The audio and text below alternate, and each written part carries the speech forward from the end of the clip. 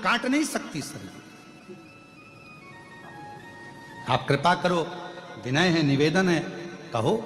शंकर भगवान ने तुरंत कह दिया, वशिष्ठ जी आप जाइए, मैं सरयू जी के लिए मार्ग बनाता हूं। भगवान शंकर ने पार्वती माता को गाय का रूप रखकर भेज दिया और कह दिया कि जाओ इस नील पर्वत पर गौ माता का रूप रखकर तुम घास चरो, जाकर थोड़ा सा भ्रमण करो, मैं शेर का रूप लेकर आऊंगा। भगवान शंकर शेर का।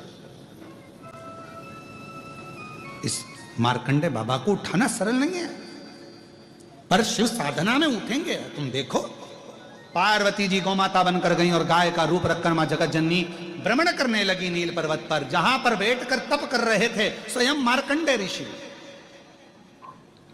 स्वयं मार्कंडे बाबा जा तप कर। बोल सरयू माता की। मार्कंडे बाबा जहां बैठकर तप कर रहे थे, गौ माता वहीं पर पार्वती जी गाय बनकर वहां भ्रमण करने लगी। भगवान शंकर शेर बनकर आए और शेर बनकर उन्होंने तेज गर्जना कर दी, धाड़ लगाई एकदम जम के और दौड़े गाय के पास। गाय ने रंभाना प्रारंभ करा, गौ माता ने रंभाना प्रारंभ करा। और गौ माता ने जैसे रंभाना प्रारंभ करा, मार्कंडे बाबा तो तप में लगे हुए थे, साधना में डूबे हुए थे। उनका स्मरण, उनकी चित्तवृत्ति में तुरंत आवाज गई कि कोई गाय के पीछे शेर पड़ गया और वह सिंह गौ माता को खा जाएगा। और मैं यहां तप कर रहा हूं, साधना कर रहा हूं, भजन कर रहा हूं, ये ठीक का? उठे मार्कंडे ऋषि, गाय को बचाने के लिए दौड़ पड़े।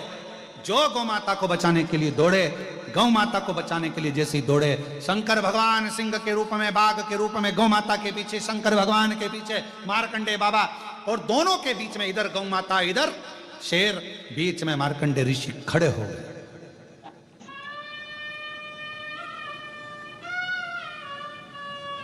बाघ का रूप रखे हुए जो भगवान शंकर को मार्कंडे बाबा ने देखा, शिव का भक्त शिव जी को पहचान जाता है। शंकर को पहचान। कई लोग कहते हैं गुरुजी कुबेरेश्वर धाम पे इतने भक्त आते हैं, आप कैसे कह सकते हैं कि शंकर का प्रिय भक्त कौन? हमने कहा उसका चेहरा बोल जाता है, चेहरा बोला, उसकी भक्ति कितनी प्रबल है उसका भाव बोलेगा। मार्कंडे ऋषि ने जो शंकर जी को देखा शेर के रूप में, मार्कंडे बाबा बोले, मेरे भोलेनाथ, मैं तो तप कर रहा था तुम्हें बुलाने के लिए, तुम यहां शेर बनकर कब आए? और जो पीछे पलट कर देखा तो जो गौ माता थी वो पार्वती जी थी। मार्कंडे ऋषि ने कहा, ऐसा दर्शन तो कभी किसी को हुआ ही नहीं, कभी नहीं हुआ। आज मेरे ऊपर इतनी करुणा कैसे कर दी? एकदम मम्मी टॉफी निकाल कर दे दे तो बच्चा भी डिप्रेशन में आ जाता है। आज बात क्या है? तब समझ में आया कि मम्मी ने टॉफी निकाल के इसलिए दी थी कि बुआ आई है तो दादी के कमरे में बैठे रहना, क्या क्या दादी दे रही है बताते रहे। आज समझ में आया कि टॉफी क्यों दी है, समझ।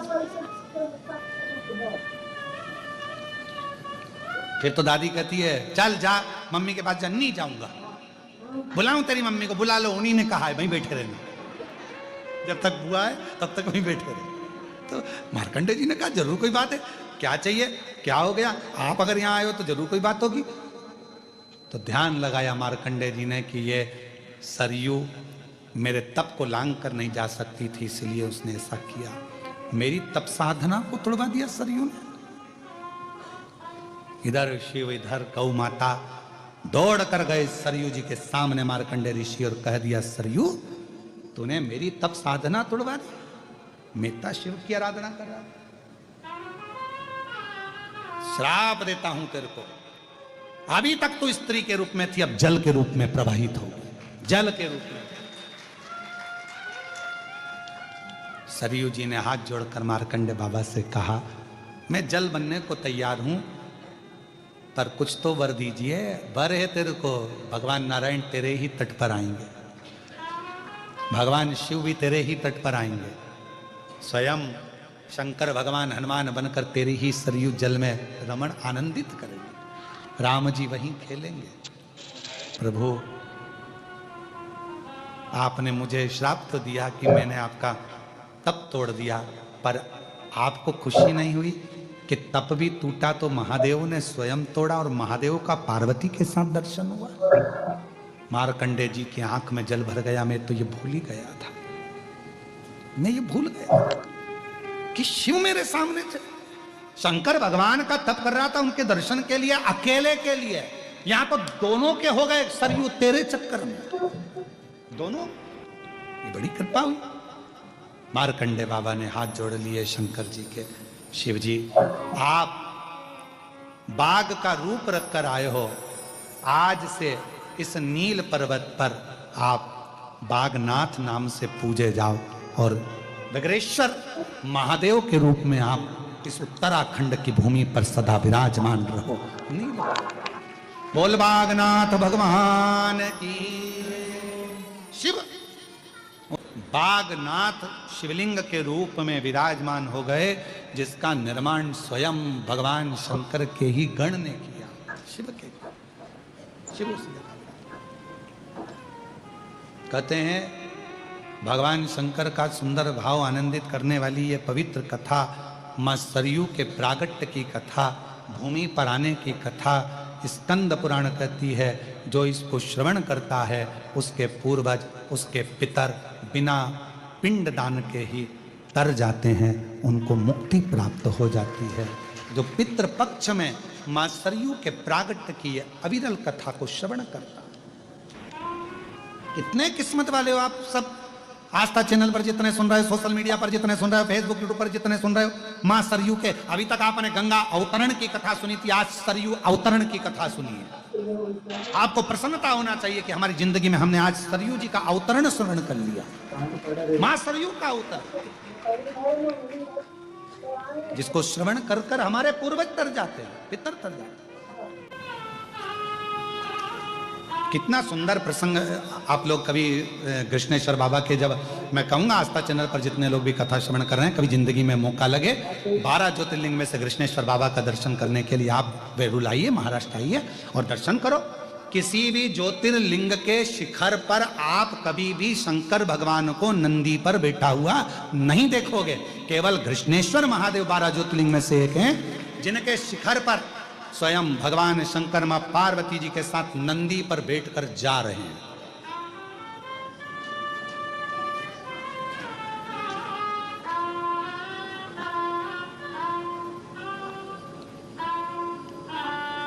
एक पत्र है, देखो जरा, इस पत्र में एक प्रश्न लिखा है।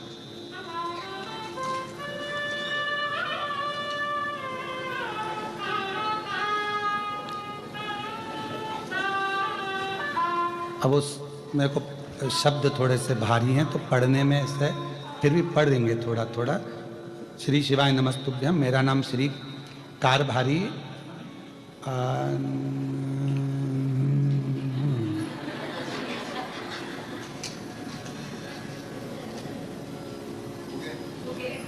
हो गया। अच्छा, आप ही ने लिखा है, हम समझ गए। बताओ प्रणाम। अब तुम ही बोल दो, तुम्हारा नाम क्या? कारभारी आंबो असुम्बा दुंगे और जादववाड़ी छत्रपति संभाजी नगर से हूँ। प्रणाम आपको। आपने एक पत्र में प्रश्न लिखा है कि कुछ ज्योतिर्लिंग ऐसे होते हैं, जैसे हमारा कृष्णेश्वर महादेव, जहाँ पर पुरुष अंदर जाते हैं तो ऊपर का कपड़ा, शर्ट बनियान जो पहने होते हैं वो उतार दिया जाता है। ऐसा क्यों, किस लिए? ये 12वां ज्योतिर्लिंग है। कृष्णेश्वर महादेव कौन सा ज्योतिर्लिंग है? 12वां। आप जितने भी ज्योतिर्लिंग का दर्शन कर कर आए हो, यहां आने के बाद तुम में और भोलेनाथ में बीच में कोई पर्दा नहीं होना चाहिए, इसलिए वस्त्र को उतार दिया है। यहां बीच में कोई पर्दा ना हो तो फिर एक प्रश्न खड़ा हो जाता है कि पुरुषों के लिए ऐसा भाव? हाँ, क्योंकि मां जब वस्त्र धारण करती है तो वो मां उसकी करुणा और उसकी वात्सल्यता का वस्त्र पहनती है। जिस वात्सल्यता के वस्त्र में उसके हृदय में और शिव के भाव में कोई पर्दा नहीं रहता, इसलिए नारी को वस्त्र का भाव करनी। पर पुरुष के लिए ऊपर का वस्त्र उतारना, क्योंकि हृदय से परमात्मा के बीच में, आत्मा और परमात्मा के बीच में कोई पर्दा नहीं होना चाहिए, कोई पर्दा। फिर वही बात आ गई, तुझसे मिलने के लिए तेरी कसम, तुझसे मिलने के लिए तेरी कसम, एक मुलाकात जरूरी। बीच में कोई पर्दा नहीं, ये आत्मा और परमात्मा, इसलिए इस पर्दे का क्या मोल। ये 12वां ज्योतिर्लिंग है। 12 ज्योतिर्लिंग में से किसी ज्योतिर्लिंग के ऊपर शंकर पार्वती नंदी पर बैठकर जाते हुए नजर नहीं आते, पर कृष्णेश्वर महादेव के शिखर में शिव पार्वती नंदी पर बैठकर जा रहे हैं। मतलब अब शंकर पार्वती जी कह रहे हैं तेरे 12 ज्योतिर्लिंग जब पूर्ण हो जाते हैं तो शिव और पार्वती तेरा कल्याण करने के लिए तुझे नंदी पर बिठा कर ले जाते हैं। क्यों चिंता, यहाँ से हमारी गंतव्य यात्रा पूर्ण हो जाती है। 12 ज्योतिर्लिंग पूर्ण, अपनी गाड़ी में बैठो, घर जाओ, 12 ज्योतिर्लिंग पूर्ण हो गए, अपने अपने घर को जाओ।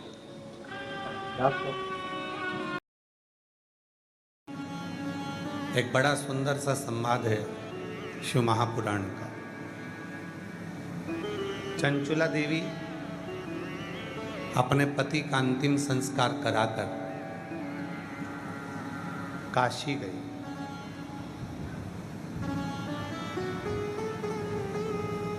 चंचुला देवी ने यह सुन रखा था, चंचुला देवी के मन में यह भाव आ गया था कि मैं बेधव्य हो गई, पति चले गए। आंखों में नीर भरी थी, जल रो रही थी, पति गए।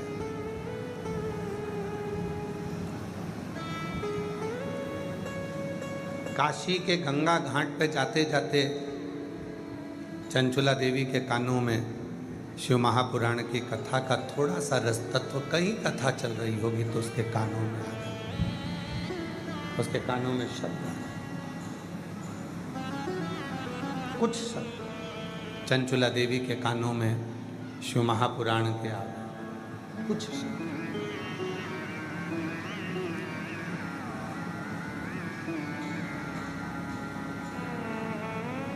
चंचुला देवी के मन में विश्वास जाग गया, अब मैं वेदव्य नहीं हूँ। अगर मैंने शंकर भगवान की साधना करी है, शिव की उपासना करी है, तो ये पक्का है कि मैं मरने से पहले अखंड सौभाग्यवती होकर अपने पति के लोक में चली जाऊंगी, अपने पति के। विश्वास, भरोसा, दृढ़ता उसके अंतर्गत आ गई, विश्वास जागृत हो गया उसका।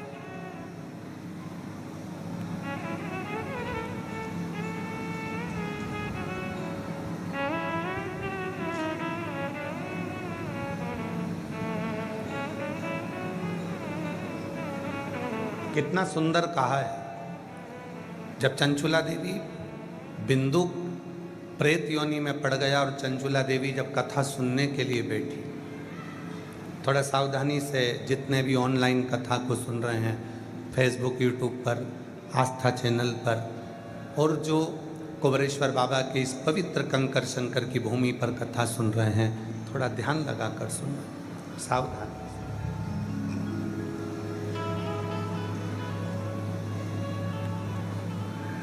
चंचुला देवी पति प्रेत योनि में पड़ा हुआ है और चंचुला देवी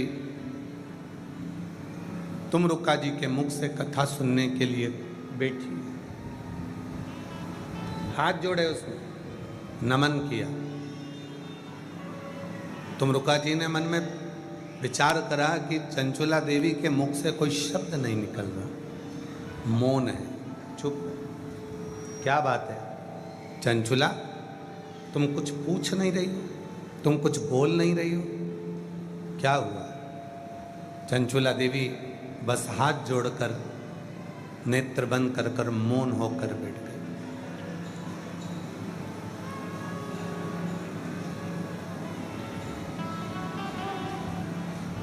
मेरे मन की एक अभिलाषा है, बस वो अभिलाषा जिस दिन मेरी पूरी होगी, मैं जान जाऊंगी कि शिव कंकर कंकर में शंकर बनकर विराजमान है।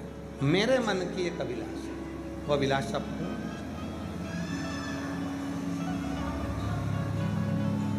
तुमरुका जी ने, भगवान देवादिदेव महादेव जब शिव महापुराण के यजमान बनकर बैठे, पाटीदार जी शिव पुराण में लिखा है, भागवत कथा के यजमान थे राजा परीक्षित, श्री रामचरितमानस के यजमान थे काशी नरेश,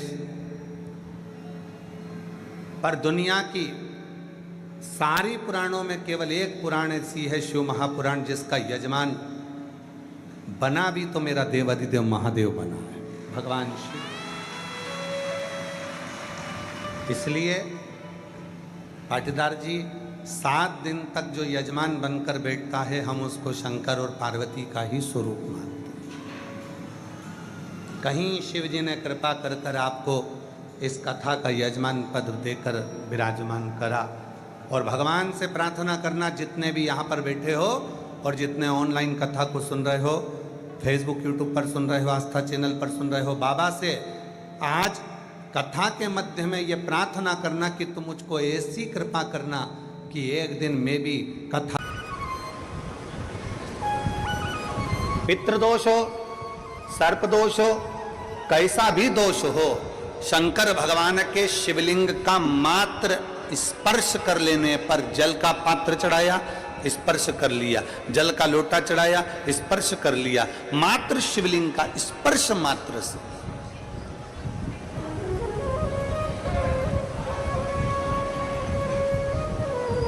संसार में, पृथ्वी पर आज श्राद्ध पक्ष के अवसर पर पूरा देश, देश ही नहीं विदेश, संपूर्ण देशवासी, संपूर्ण विदेश में रहने वाले सनातनी आज भगवान अपने अपने पितरों को, अपने अपने श्राद्ध पक्ष में पूर्वजों का स्मरण कर रहे हैं, उनको याद कर रहे हैं।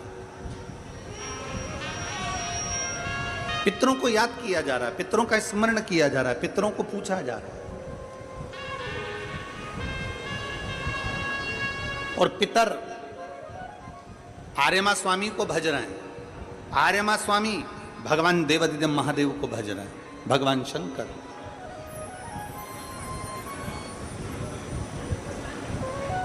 शिव महापुराण की कथा कहती है, आप जब एक लोटा जल भगवान शंकर को समर्पित करते हो, जब आप एक लोटा जल भगवान शिव को समर्पित करते हो, उस समय भगवान शंकर को जल चढ़ाते समय आपके पूर्वज, आपके पितर, आपके आहूत, आपके वासुक, जो भी आपके हैं, वो सब आकर अपना अपना भाग, जल भाग प्राप्त कर लेते हैं, अपना अपना भाग ले लेते हैं।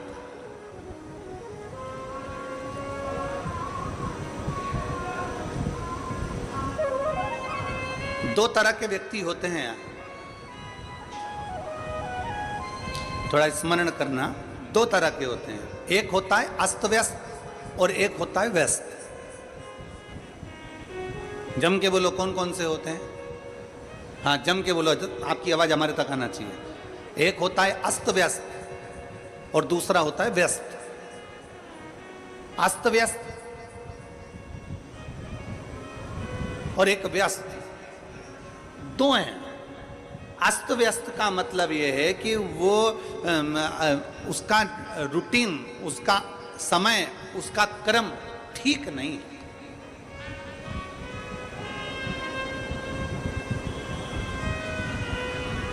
व्यस्त होना एक अलग बात है और अस्त व्यस्त होना एक अलग बात है। व्यस्त होना मतलब अस्त व्यस्त जो व्यक्ति होता है ना, उसको 1 मिनट का भी समय नहीं मिलता है, 1 मिनट का भी। पर बढ़िया है यार, और ये बाइक बहुत बड़ी बॉटल है, आप लोगों को लग रहा होगा छोटी, लेकिन काफी बड़ी है।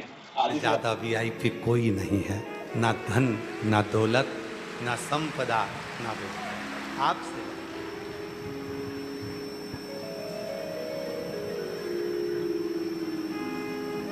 उसके होकर आओ, केवल उसके, और कुछ, केवल उसके।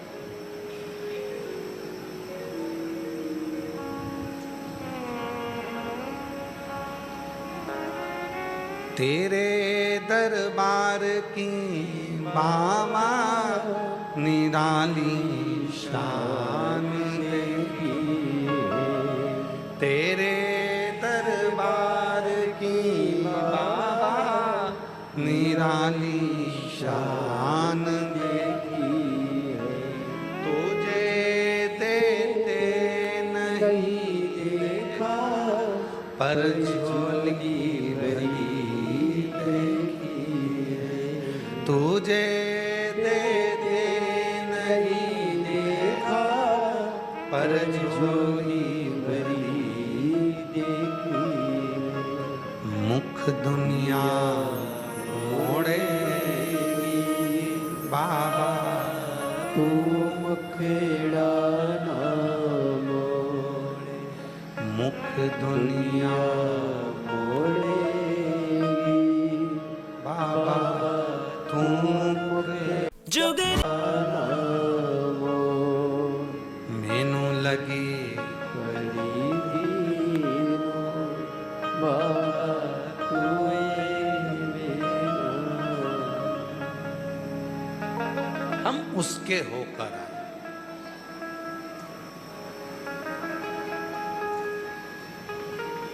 हम उसके होकर, और जब हम उसके होकर आएंगे तो जीवन का सारा सुख आपके पल्लू में होगा, आपकी झोली में होगा। जब हम उसके होकर आए, हम उसके हो जाए।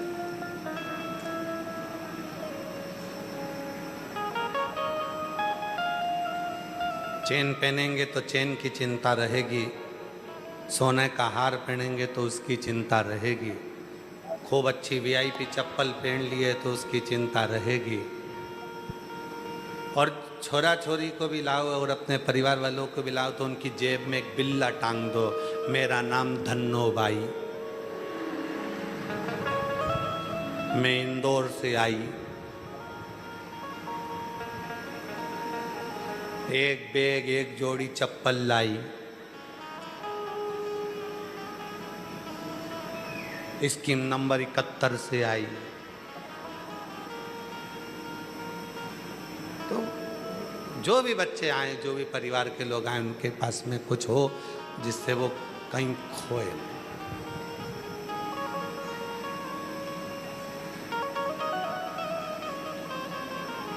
अभी कल की बात है, एक माताजी की 4 दिन से अनाउंसमेंट हो रहा, तो हमने पूछा कार्यालय में, जरा ये माताजी का रोज रोज अनाउंसमेंट होता है, बिमला देवी बिमला देवी, तो के ये मिली कि नहीं मिली, तो के मिल गई, फिर क्यों अनाउंसमेंट होता है, तो बिमला देवी का फिर कल अनाउंसमेंट करवाया, तो हमने उससे मिले, मिलकर पूछा क्यों तुम रोज रोज अनाउंसमेंट करवाती हो, रोज खो जाती हो, कि नहीं हमारा नाम आज तक माइक पे कोई नहीं बोला, इसलिए हम अपना नाम बार बार बोल।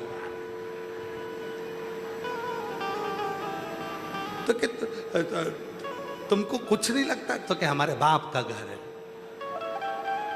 उसमें क्या दिक्कत, सबको मालूम पड़ना चाहिए बिमला देवी कौन है। तुमने कहा ऐसे मालूम थोड़ी ना पड़ता है कि बिमला देवी कौन है। भाई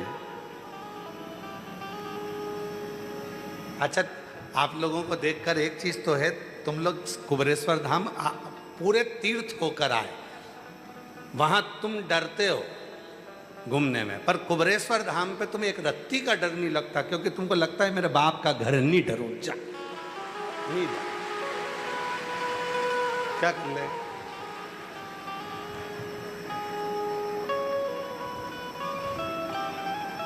भय से मुक्त हो, और मेरा ओघड़दानी यही चाहता है, जिंदगी के मोड़ पर जहाँ जहाँ तकलीफ आए, जहाँ जहाँ कष्ट आए, वहाँ उसको याद करना, बाबा आएगा, बस उसको याद किया, समझ लेना भय मुक्त हो गए, और शिव कृपा करना प्रारंभ कर।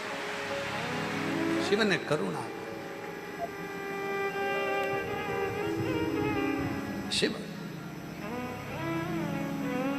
हल्के हो, अपने भीतर से मन से सब काम, आसक्ति, वासना, तृष्णा ये सब समाप्त हो।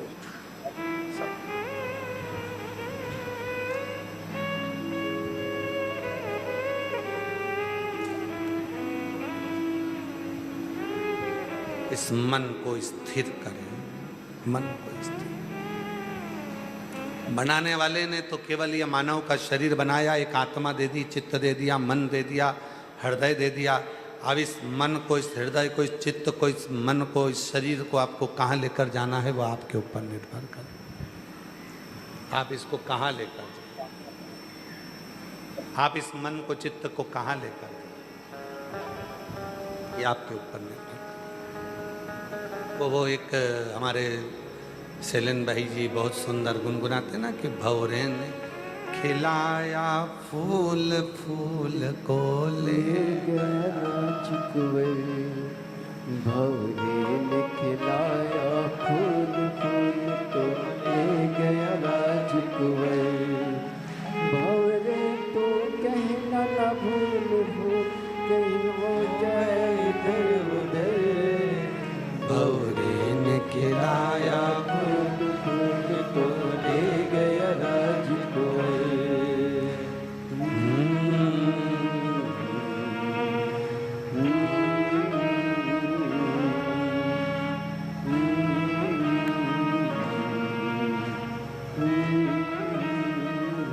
ये आत्मरूपी जो पुष्प मिला है, ये मन मिला है, ये चित्त मिली है, दुर्वा की ही माला बनाकर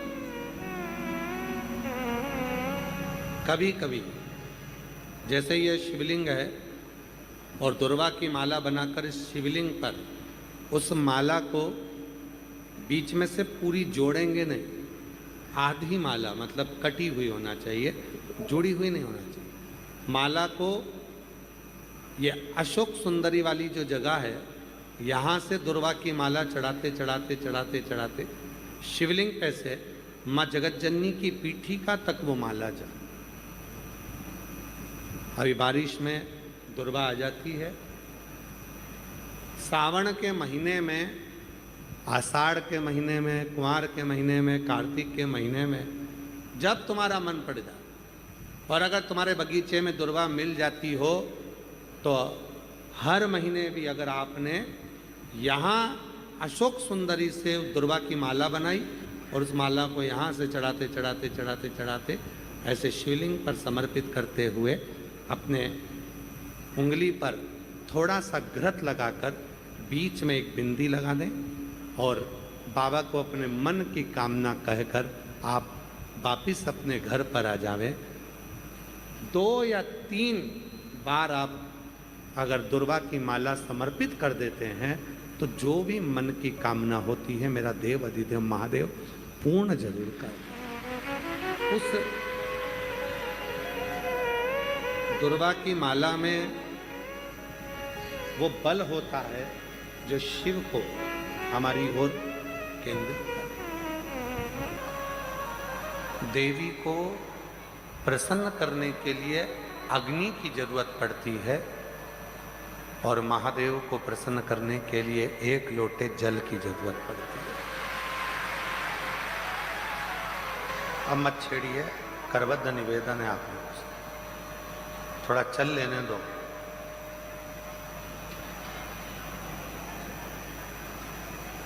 मात्र 101 रुपए में कटक रथ यात्रा में अपने नाम से नारियल चढ़ाने का मौका।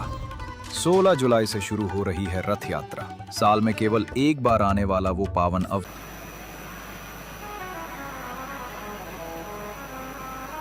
शक्ति दोनों को ही प्रसन्न करना है और तुरंत कोई ऐसी जगह बता दो जहां पर शिव और शक्ति एक साथ प्रकट होकर प्रसन्न होकर हम पर करुणा करना प्रारंभ कर दें, तो वो स्थान कौन सा हो सकता है? तो शिव महापुराण में उमा संहिता में एक स्थान ऐसा बताया, बेलपत्र का वृक्ष। उस बेलपत्र के वृक्ष के नीचे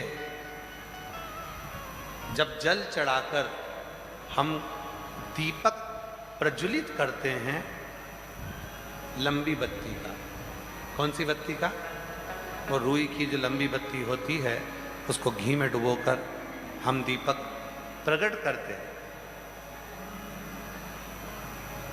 उस समय पर शिव और शक्ति दोनों ही प्रसन्न होकर हमें वर प्रदान करना प्रारंभ करते हैं।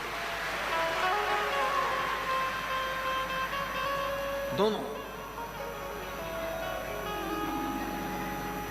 अब दीप किसके लिए लगाया तुमने? शक्ति के लिए। जल किसके लिए चढ़ाया आपने? देवाधिदेव महादेव। दोनों को प्रसन्न कर। और देवी को जब कोई दीप लगता है, कुल देवी को, माँ आद्य शक्ति जगतजननी जगदम्बा दुर्गा भवानी को, माँ वीणा वादनी को, माँ शारदा को, माँ संतोषी को, माँ लक्ष्मी को, माँ जगतजननी दुर्गा भवानी को, कोई भी माता को यदि दीपक लगाया जाता है तो वो बत्ती गोल नहीं होती, वो फूल बत्ती का नहीं होता। माँ आद्य शक्ति, माँ जगतजननी दुर्गा भवानी को, लक्ष्मी को, शारदा भवानी को, माँ वीणा वादनी को, माँ पार्वती को, भगवान माँ आद्य जगतजननी दुर्गा भवानी को अगर कोई दीप लगाया जाता है तो वो बत्ती हमेशा लंबी हो। लंबी बत्ती क्यों? गोल बत्ती क्यों नहीं? तो कहा जब हम माँ आद्य शक्ति जगतजननी को लंबी बत्ती का दीपक लगाते हैं तो हमारा वंश बढ़ता चले जाता है, वो वंश घटता नहीं। वो वंश नहीं घटता, बढ़ता। इसलिए शिव और शक्ति, देवी को अगर प्रसन्न करना है तो अग्नि से होगा, और अगर महादेव को प्रसन्न करना है तो जल से। तो कोई ऐसा स्थान जहां पर ये दोनों हम क्रम करें और हमारे ऊपर शिव और शक्ति की करुणा बरसे, तो कहा वो है बेलपत्री का वृक्ष। पहले जल समर्पित करो, उसके बाद लंबी बत्ती का अगर एक दीपक भी हमने महीने भर में एक बार भी लगा दिया तो याद रखना शिव और शक्ति हमारे जीवन में इतनी तरक्की देना प्रारंभ करते हैं कि हमारे सारे मार्ग सुलभ होते चले। एक